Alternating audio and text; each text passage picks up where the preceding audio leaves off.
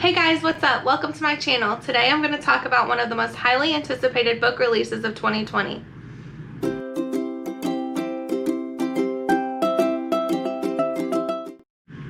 So like I said, I'm going to be giving you an update, a reading update for the first half of a book that I've read recently.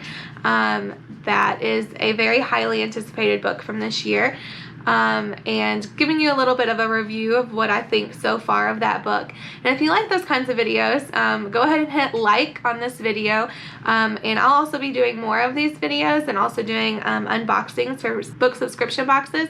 So go ahead and hit subscribe and that bell so that you will be notified when I do upload a video. Okay, so I am going to talk to you today, like I said, about one of the most highly anticipated young adult book releases of 2020.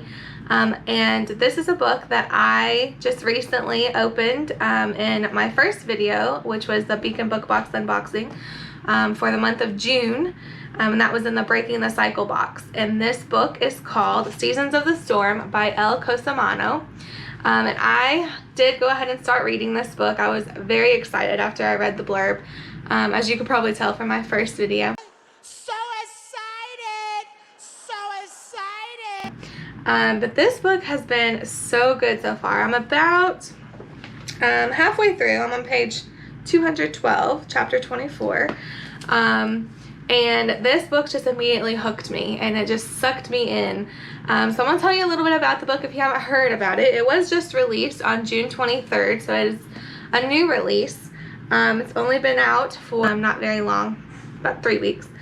And this book is it's just different, I guess. I haven't read anything that has the same kind of premise as this book, so just having a new concept introduced in the plot of a story in the setting of the story has been a fun thing to experience. So this book is about Jack and Fleur are our main characters, and the book bounces back and forth between their perspectives.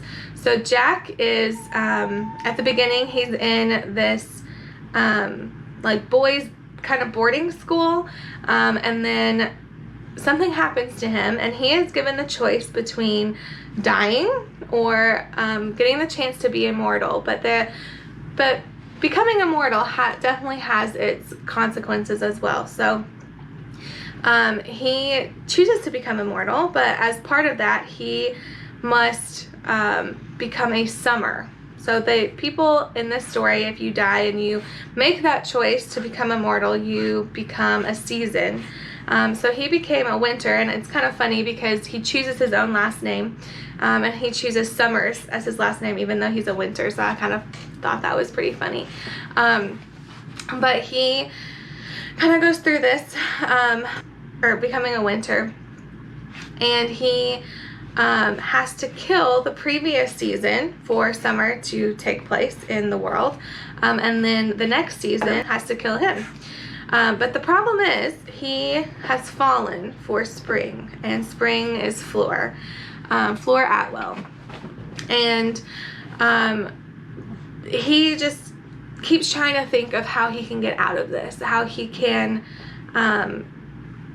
basically be with Fleur and they can live happily ever after. So that's kind of where I'm at right now, is him going through this process of just thinking about what he could do to kind of save them and allow them to be able to live a life together. And they kind of started going through the escape plan, but kind of throughout you find out that there is a lot that goes into how these seasons work and how this world works. I think this book is really good. There's a couple things I've been kind of confused about, so there's definitely parts that's a little bit hard to follow, but I think that this I think this book is wonderful. I'm excited to see how it ends. And if they do get to escape and if they do get to be together. There's been a lot of twists and turns already in the first half of the book, just kind of aha moments, or oh, I didn't even think that that's how that worked, that kind of thing. There's some quirky characters. So our seasons are Fleur is spring and Jack is winter, but we have Amber, who is autumn, and Julio is summer, and there's just like a whole dynamic between the 4 seasons.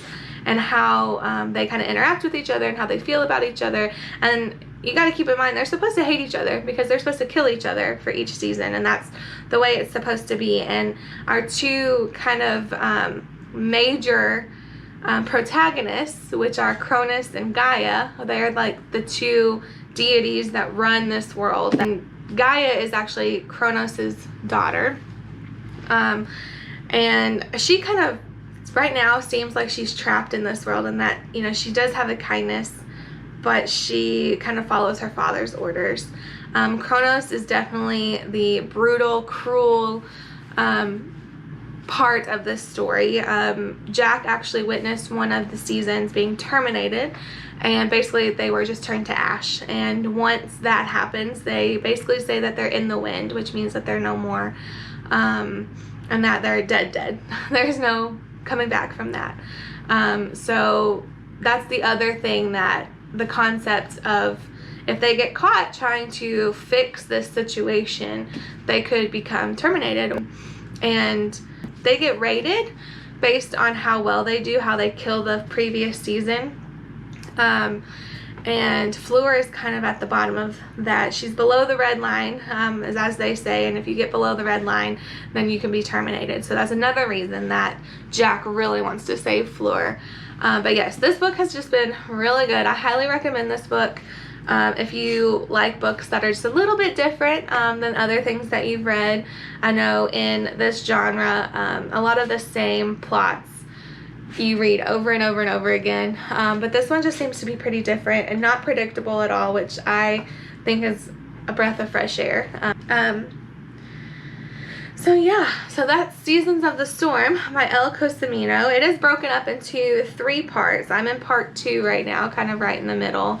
The first part does a really good job just kind of laying the background of this world, and part 2 is you really get into like the action, the plot.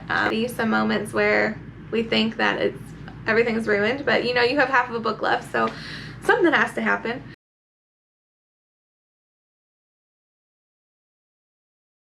Also just wanted to kind of give you an update too, that I've started listening to Red Queen, which in my unboxing I said I hadn't read it yet, because I got a bookmark, because I just liked it. It was a metal bookmark. That was my add-on for my Beacon book box of June, and I started listening to it, and so far I've liked it. I did read some reviews on Goodreads, and for me that's not a good thing for me to do before I finish a book, because they influence how I feel about a book. So I was reading some reviews on Goodreads, and a lot of people did not like that book. I was really surprised. Some of the big names in Bookstagram and BookTube that I watch all the time, they really did not like that book. Where I'm at now, I haven't had a whole lot of problems with it. The main character, she's a little bit whiny, I think, in some parts, and there's some parts that she's not very likable, but I think she's a strong character, and she definitely has some likable qualities. I like the idea of the story, and I kind of like that there are aspects of the other books in it. So I was definitely getting some like Hunger Games vibes toward the beginning, and some Game of Thrones vibes with the different houses, and but just the idea of her being in this low class in her society, and then finding out she has the powers that only the Silvers have, which are the higher class, and then she's brought in as a Silver. Right now I'm at the part where she was just brought in by the Queen, and everybody was told that she was a Silver who was lost at birth, and a Red family raised her, and she has been told that she has to keep that a secret or she's going to die. She has to live with that secret for the rest of her life. And I just can't imagine how difficult that might be to, you know that you're going to have to live with that secret for the rest of your life, or you could be risking yourself and even your family, your true family that you lived with and were raised with, and you had to go leave them. So I just wanted to give you a little update on Red Queen and what I've read, what I've listened to for that. I've been going to the gym, and that's been a really nice calming thing for me to listen to while I am working out. It kind of makes things go a little faster. I've been listening to it in the car too, and I'll be starting back to work next week. I work at a school as a elementary librarian, and we'll be starting back next week, and that'll be a good thing for me to listen to on those days where I'm driving to work, because I have a little bit of a longer commute. So I'm interested to see how that ends. If you've read Red Queen and you have strong feelings on it, definitely leave a comment below. I would love to hear your thoughts on it, if you liked it, if you didn't, especially if you did like it, just because I've read so many reviews of people who didn't like it. Also, if you've read Seasons of the Storm, I'd love to hear your thoughts on that too. This is kind of the purpose of this video today, because this is such a new book, and I just think it's so great, and I want other people to know about it. So definitely read it, check it out, and let me know what you think about it. Let me know if you're excited to read it, or if there's another book that's just been released recently that a lot of people aren't talking about that you want to drop in the comments below. If you like what you see and you want to come back, I'm going to do some more unboxings, and I'll be back talking about some other things. I'm hoping to upload a video at least once a week, but as my schedule gets a little busier with school starting, and then also my master's classes, I'm taking master's classes for my library science degree. Those will be starting, and I'm sure I'll upload other videos. Just might take a little bit longer in between, but I do appreciate you being here, and if you like what you see, definitely like this video and go ahead and hit that subscribe button and the bell so you will know when I do upload other videos. I hope that you enjoyed this. I'll see you next time. Bye!